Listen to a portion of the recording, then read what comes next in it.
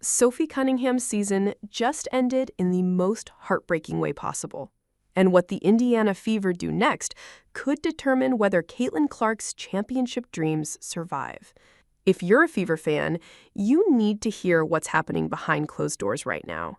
Because the front office might be making moves that could destroy everything this team has built.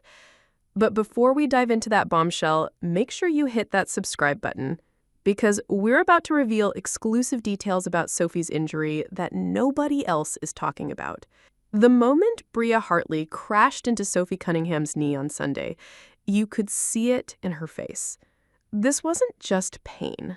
This was the look of someone who knew their season was over. And now, we have confirmation. Sophie tore her MCL, ending what was shaping up to be her best season in the WNBA. But here's what the mainstream media isn't telling you. Sources close to the team are saying this injury might have saved Sophie's career in the most unexpected way. An ACL tear would have meant 12 to 18 months of recovery. At 28 years old, that could have been career-ending. But an MCL tear? That's completely different. We're talking about a 3 to 4 month recovery timeline, meaning Sophie could be back for training camp next season. The silver lining no one's discussing?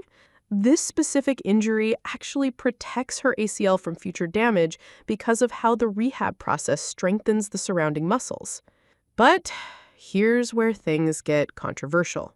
The Indiana Fever's front office response to this injury has been absolutely shocking. Within hours of Sophie going down, they signed Shea Petty to a 7-day hardship contract and immediately released Kira Lambert, who had just made her WNBA debut. That's the cold reality of professional sports nobody wants to talk about. The timing of Sophie's injury couldn't be worse.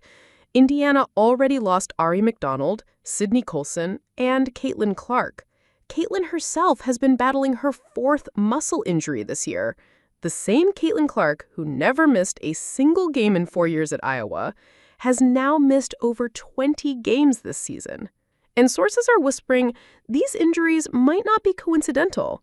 The grueling WNBA schedule, combined with inadequate recovery time, is destroying players' bodies. And here's something that will blow your mind. When Sophie Cunningham was ejected earlier this season for a flagrant 2 while defending Caitlin Clark, her jersey sales skyrocketed 300% in just 48 hours.